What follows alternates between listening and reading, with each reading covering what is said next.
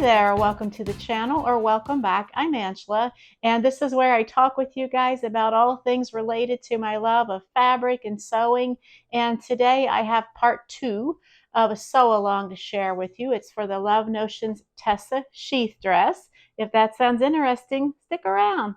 So before we start, just a couple of things to share with you and then we'll jump in. So a big thank you to all of you guys who gave me feedback on the little bit of difficulty I was having following the instructions on part 1. I'll put a link to that video somewhere up here in the description box below. Everything worked out okay in the end, and I have to say that I do love Love Notions patterns. I really do. They're becoming my favorite sewing pattern brand, actually. But for some reason, I had a little bit of confusion going on about the steps and how it was jumping back and forth. You guys, as always, came through and gave me some great tips. So thank you so much for that. And before we jump in, I'm going to get you caught up to where we left off, and then we'll start sewing. Let's do it. So here's the dress as it stands, and we're almost finished. I just need to put the right side arm side binding on and also do the hem, and then we'll be done. So let's jump in. So here's that second arm side binding, and I'll just put this on, of course, exactly as I did the first one. And I might just kind of breeze through that on the video because you guys probably don't care to watch me do that again. And then I'll meet you back here and we'll take a look at what we've got going on with the hem. All right, I finished up that arm side and I went ahead, if you can see it in the mirror there, and I just pinned up the hem, just turned it under and pinned it up to kind of take a look at it. Hope that that is showing up in the long mirror for you guys. And overall, I'm really liking the fit of this and how it's turning out. And the one thing that I am not sure why this is happening, and I'm not sure exactly how to go about fixing it, is if you can, I'll try to stand in such a way that this makes sense to you guys, but the front bottom of this front panel here is kind of like falling out away from my body and sticking out. Maybe it's because this is a heavy fabric and it doesn't drape, but can you guys see it down there? Okay, maybe this is trying to get it just right. So if I'm standing up straight, way down there at the bottom front hem, it's kind of like veering away from my body. So I don't know the fix for that or if it bugs me enough to fix that, but all in all, I'm pretty happy with the fit of it. I do also need to give it a good pressing down. I haven't pressed down the side seams yet, and shame on me, but I'll get there. I'll get it done. Overall, I'm pretty happy with it. I'm going to go ahead and I'm just going to go ahead and stitch the hem in place. And if that bothers me in the front there, I'll figure that out later, I guess. I can still take it up a little bit more if I need to, if it's too hard to pick the stitches out of this. It's hitting me about mid-calf, so that's the length pretty much that I wanted this dress to fall. And if I have to take it up like another inch or so, I'm good with that. I can stand to lose another inch off of the length. It won't bother me at all. So let's go back to the sewing room. I'm going to get that hem put in and give it a good pressing, and then I'll model it for you guys in its finished state. So as it turns out, I have very little thread left on my spool that matches the color of this sweater knit, and I do not want to run out and get another spool just to do the hem. So I'm afraid if I start doing the hem on the machine, I'm going to run out. I'm going to go ahead and just hand stitch the hem in, so I can control the thread a little bit better and almost assuredly will not use as much as the machine would.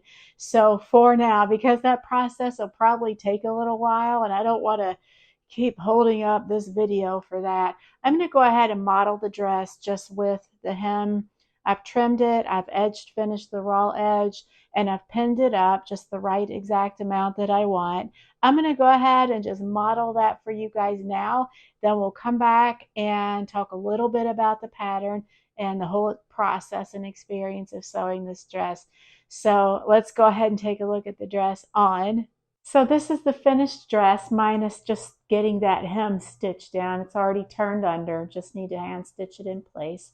And overall, I'm pretty happy with it. I have not seen how it looks from the back yet fully until I look at this video footage.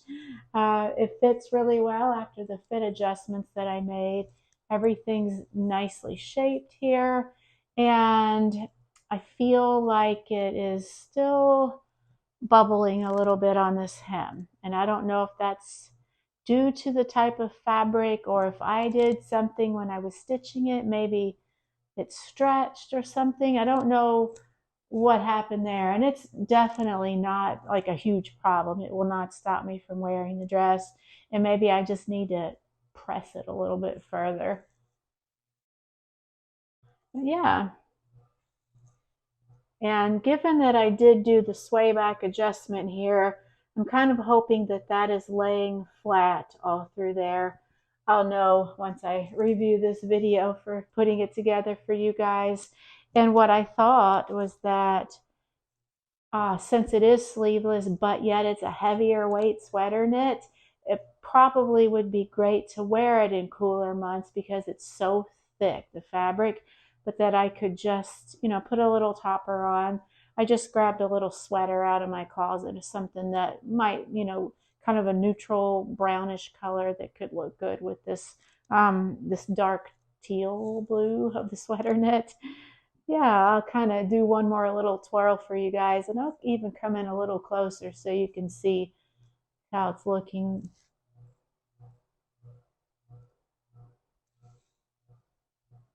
Yeah, I like it. I like it a lot. I could see making this again, but let's head back into the sewing room and I'm going to talk a little bit about the pattern, the whole process of sewing it and all that kind of stuff. So I'll meet you right back over in the sewing room. All right, so we're back here in the sewing room. What did you guys think? I hope that the video was light and bright enough for you to really see the dress. I felt like I was kind of in the shadows a little bit. I'm kind of limited on where I can do the modeling of my outfits that I make because the rooms in our house are small, basically, and I can't get the camera far enough away. And there's only a few places here in the house where I can get the camera far enough away to see full length. So hopefully that showed up pretty well. And I'm going to talk a little bit about the pattern itself. So I'm just going to read from this. So if I'm looking down, that's what I'm reading from. And then talk about like what I liked about it, what I didn't like, would I make it again, and everything like that.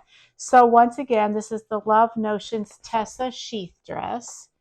There are the line drawings there. And it comes in extra small to 5X, and I'll talk about size measurements here in just a moment. Full bust options, it comes in 2 lengths, above the knee and shin length. 2 neck options, both the bateau or boat neck and scoop neck. Just see those again. And 5 sleeve options. Long, 3/4, elbow, short, and sleeveless. So I made the bateau neck with sleeveless, and I did not do that yoke on that center one there. I'll talk more about that too here in just a second. A little bit about the pattern. It's a simple knit dress with lots of style. And I can't remember in part 1 of this sew along if I said that you could also use wovens. If I did, I was wrong. This is a knit dress. If you make the option, the one that has the yoke there, you can make that yoke part out of a woven fabric. Let's see. And they do give a bonus. The bodice part of the pattern can be easily matched with the Sybil skirt collection. So for sizing, I'm going to go with full bust and hip just to kind of keep it simple. But they do give high bust measurements, full bust, waist, hip, and bicep. So if you're making one of the sleeved versions. So for full bust, it goes from 33 inches or 84 centimeters up to 57.5 inches or 146 centimeters. And for the hip, the extra small is 35.5 inches or 90 centimeters, and the 5X is 59.5 inches to 151 centimeters. So just for reference, I did cut the extra large at the bust, grading out to a 2X at the waist and hips, and I did choose the full bust option. I added 1 inch length to the waist and then a couple of inches to the length because I wanted to make sure that it wasn't going to be too short. And you can always take more fabric off, but you can't add it back in, at least not every time and not easily, or in a way that might look as nice as you want it to look. So it is meant to be fitted at the bust and semi-fitted at the waist and hips with 1 to 1.5 inches of ease.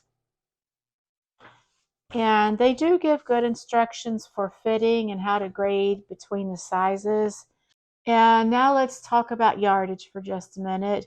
For the shin length, which is what I did, they don't give yardage for sleeveless, so I'm going to go with the short sleeve, and it's 1.5 yards or 1.6 meters. And that's based on 54 to 60 inches wide of pre-washed non-directional knit fabric. And for the fabric suggestions, they recommend a medium weight, stable knit with at least 20% stretch, such as cotton interlock, scuba, double knits, such as ponte, jersey, and cotton lycra. And the optional yoke detail, as I mentioned, can be made from a light to medium weight cotton woven, and they give some options there.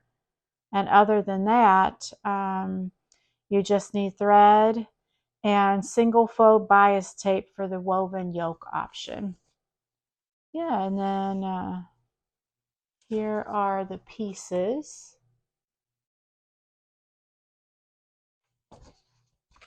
And the instructions, I would say, were pretty good overall.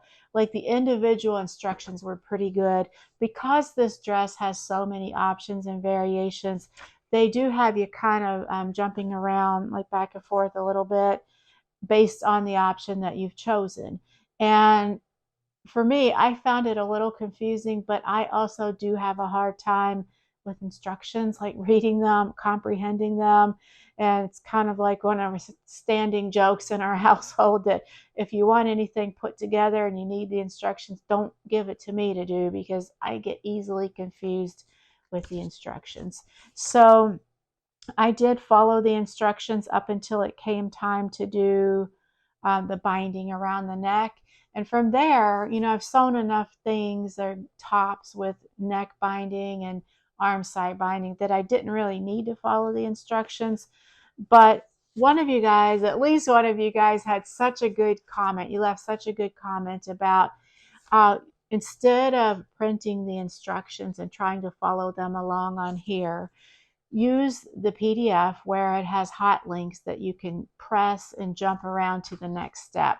So I think the next time that I run into this situation, I'm going to try that and see how it goes. Luckily, it wasn't a huge big deal, and I'm pretty sure that it was just a me thing and not a pattern thing. I love Notion's patterns, and I've never had any issues before, so I'm thinking that this is probably on me. So to answer the 3 questions that I always ask after every finished make, do I like the way it turned out? Yes, I do. I love the fit, and I think there's nothing really bad to say about it. And the second thing is, would I make it again? And yes, I would definitely make this pattern again if I was in need of another dress of this style. And the third question is, would I change anything? I feel like I would definitely try this in a different fabric.